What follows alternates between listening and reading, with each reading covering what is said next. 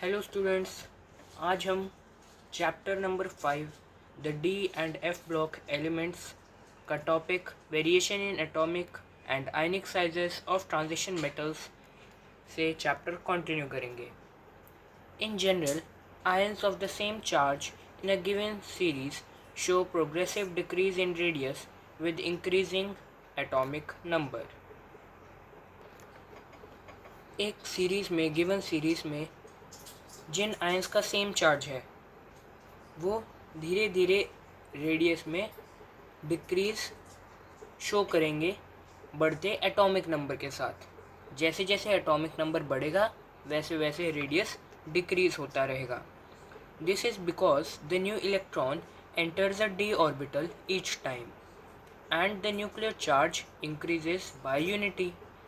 क्योंकि हर एक atomic number बढ़ने के साथ डी ऑर्बिटल में एक नया इलेक्ट्रॉन एंटर करता है और इस कारण जो न्यूक्लियर चार्ज होता है वो बढ़ जाता है। It may be recalled that the shielding effect of a D electron is not that effective. Hence, the net electrostatic attraction between the nuclear charge and the outermost electron increases and the ionic radius decreases.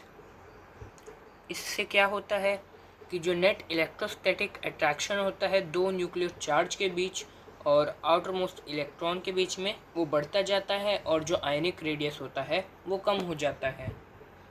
The same trend is observed in the atomic radii of a given series. However, the variation with in a series is quite small. An interesting point emerges when atomic sizes of one series are compared with those of corresponding elements in the other series. एक series के अंदर जो variation होता है वो बहुत कम होता है। जब हम दो सीरीज को कंपेयर करेंगे तो हमें जो वेरिएशन है वो ज़्यादा मिलेगा। The curves in the figure 4.3 show an increase from the first 3D to second 4D series of the elements, but the radii of third series are virtually same as those of the corresponding members of the second series.